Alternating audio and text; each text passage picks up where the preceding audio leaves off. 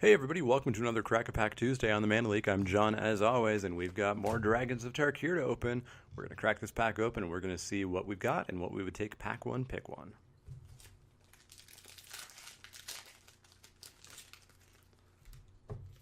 We started off with not quite a bang. We started off with Magmatic Chasm. This is a 1 and a red sorcery. Creatures without flying can't block this turn. Not that great. You know, you're not going to be surprised winning the game with this. I mean, absolutely sometimes you will, and I'll lose to this card someday, and you'll lose to this card someday, but it doesn't mean it was the right choice. I would never advise really playing this. I mean, maybe side it in if you're some sort of aggressive deck going wide and your opponent is also going a little bit wide and solely on the ground, but even then, this could be probably almost any other card, and I'd be happier, so not taking that. Next up, we've got Resupply. As I said last week, take this card and tear it up. It's awful. You can't play this card. There's no justification I could ever see for playing this card. 5 and a white for an instant to get 6 life and draw a card. Not good. This could be any other card, and I'd be happier. This could be Magmatic Chasm, and I would be happier. Next up, we've got Contradict. This is a 3 blue counter target creature, or sorry, not target creature, counter target spell for 5 mana. I would hope it just counters whatever. Plus, you get to draw a card. I was a little bit down on this in my original set review. I thought it would be okay for sealed and maybe not for draft, but I think it actually does have a bit of a place in draft. In the blue-black deck, and in any blue deck that can certainly go long. If you get to turn 5, and you have your 5 mana and your 2 blue, Contradict is really nice to hold up. You're going to get to counter whatever they're going to play. And on turn 5 or later, you're getting closer and closer, most likely, to countering their bomb. Plus, you get to draw a card. It replaces itself. Totally fine card. I'm not going to first pick it ever. I'm only going to pick it when I know that I'm really heading towards the the control-y blue deck. But I'm pretty happy to have it in that deck. Next up, we have Glade Watcher. Glade Watcher is a 1 and a green for a 3/3 defender. It has Formidable, though. You can pay a green to have it attack this turn as though it didn't have Defender, as long as you have creatures with total power 8 or more. Yeah, that doesn't really happen all that often, and again, this is just like Magmatic Chasm. It's just like Resupply, where I'd really prefer this to be basically anything else, and I'd be much happier with it. This doesn't really feel like a format where you want to be playing defenders. There's no real defender theme, although there are a number of them. Kind of makes me almost wonder if there might be a defender theme in Battle for Zendikar. They sometimes do that. But yeah, this just doesn't seem like something I would ever really want or pick. Next up, we've got Ojutai Interceptor. This is a 3 and a blue 3/1 with flying. It has Megamorph, so you can morph it for 3, and then unmorph it for 4, the exact same casting cost. But you make it a 4/2 instead of a 3/1. This is a solid card. This is a solid filler blue creature flyer. So, this goes in probably any blue deck you would play. You're probably going to morph it, and then on-morph it to make it a 4/2. A 4/2, sorry. And then you've got a 4/2 flyer that's going to fly over and hopefully do a whole bunch of damage before it inevitably eats, a Douse and Gloom or a Twin Bolt or a Wild Slash or anything that deals 2 damage to it, but you're going to get in some damage probably. I like this card. I hope I'm not going to first pick it, but it's a solid role filler for blue. Next up, we have Dragon's Eye Sentries. This is a single white for a 1/3 defender with first strike. Not good. And again, defender, so you know what? I'm going to make the prediction that, there's going to be a defender theme in Battle for Zendikar at some point. Whether it's the first set or the second set, I don't know, but I bet there might be. 1/3 defender with first strike just seems bad. You're going to have to pump this up to make it block and kill things, and that's going to require you to put extra effort into this guy, whereas you could just be putting effort into a creature that's going to kill your opponent. Just not a good card. I wouldn't take this or play that ever. Next up is Revealing Wind. This is a 2 and a green instant. Prevent all combat damage that would be dealt this turn. You may look at each face-down creature that's attacking or blocking.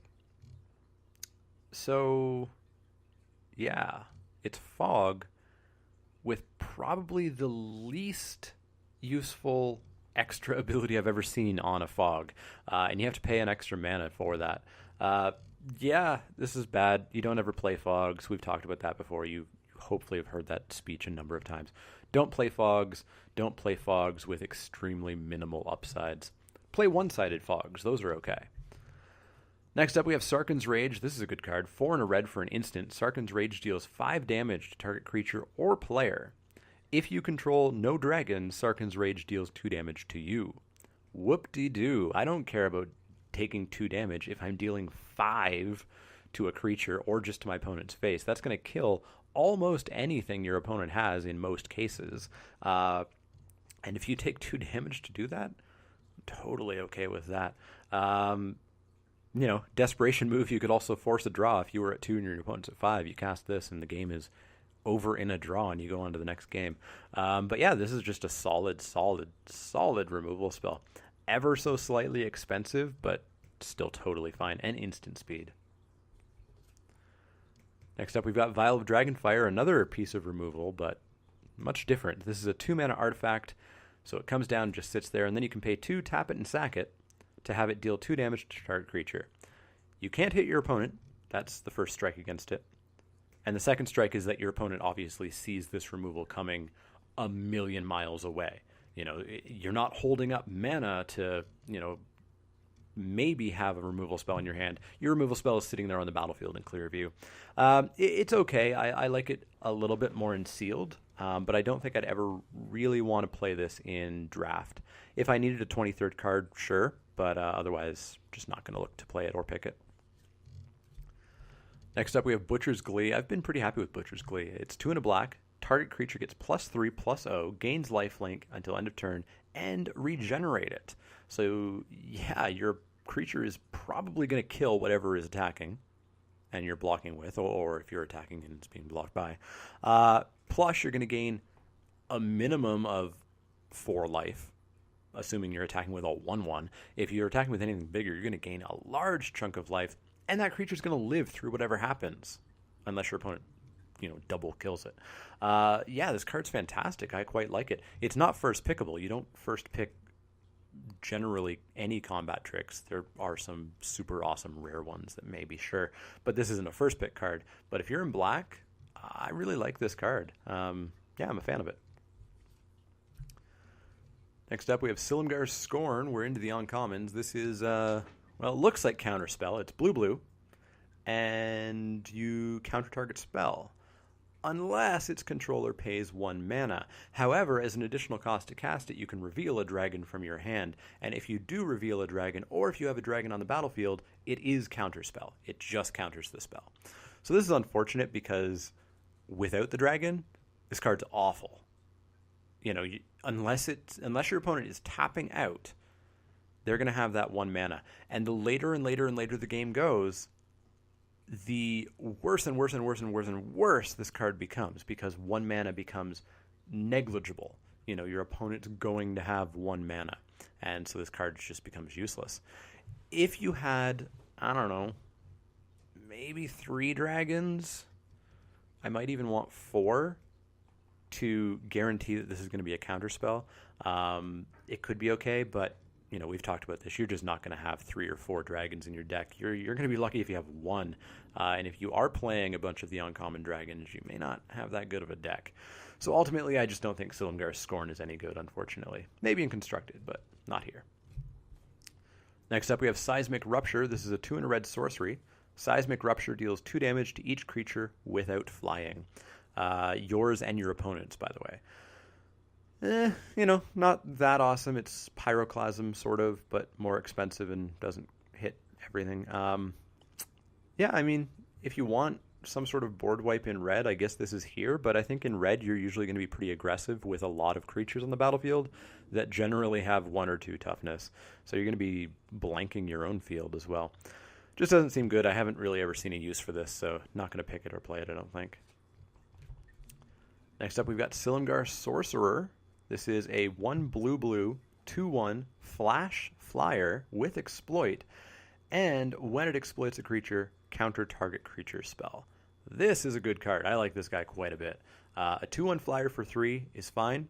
The fact that it has flash is awesome, and the fact that it can exploit to counter a creature is great. Combine this with Youthful Scholar, Palace Familiar, Shambling Goblin, any sort of,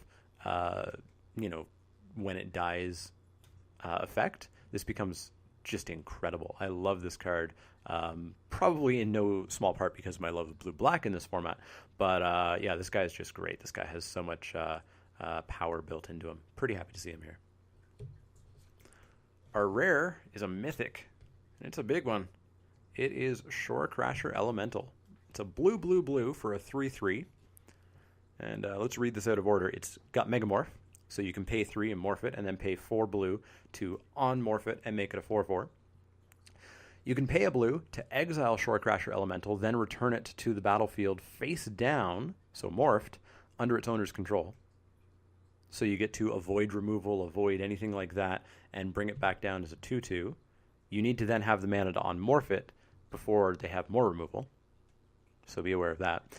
And in addition to that, when it is face up, when it is Shore Crasher Elemental and not morph, you can pay 1 to give it +1, -1, or -1, +1. So this thing can become a huge beefy blocker. This thing can become a huge attacker. This guy is extraordinarily versatile. Just so much you can do here, so much power behind it.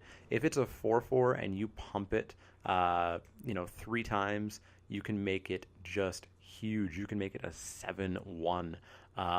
You can pump it the other way and make it a negative something with huge toughness behind it.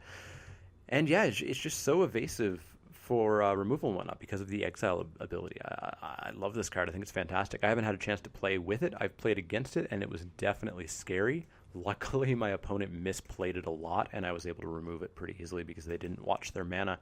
But if you watch your mana and you play this guy carefully, he is just a beating. Do we have a foil? We do not. We have an island and a morph. So this pack, kind of like last week, seems to be a little bit of an easy pick. A little bit. We've got Sarkhan's Rage. That's not the easy pick. That's one of the possibilities. We've got Sarkhan's Rage, Slimgar Sorcerer, and of course, the Shore Crasher Elemental. If Shore Crasher wasn't there, I have a feeling I would go for Sarkhan's Rage just for the removal, but maybe the Sorcerer would be the right choice. But Shore Crasher is there, and that makes Shore Crasher the pick for sure. I would be super happy with this card, as I just talked about. So that's 2 really good blue rares 2 weeks in a row. Not sure if that says anything, but yeah, I'm definitely happy to see this card, and I would love to play with it. I'm almost sad that this was a crack-a-pack and not an actual draft. Definitely let me know what your pick would have been. Would it have been the Shore Crasher? Would it have been the Sorcerer or the Rage? And maybe let me know what you would have picked if the Shore Crasher wasn't there. Between the Silumgar Sorcerer and the Sarkhan's Rage, what would you have taken?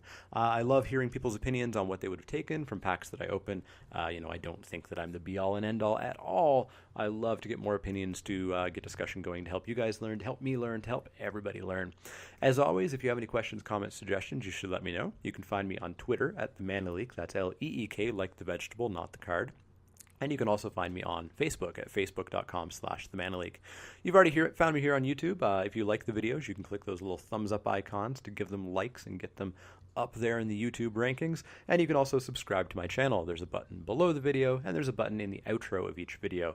That'll keep you up to date on all the latest Crack-a-Pack Tuesdays, Wacky Wednesdays, Spiky Saturdays, Crack-a-Pack specials, and any other special videos that are going to pop up here or there. I'm always looking for ways to expand the channel, and you want to be the first person to see those new videos and new series that might pop up. As always, if you have any questions, comments, suggestions, let me know. Otherwise, I will see you all next time.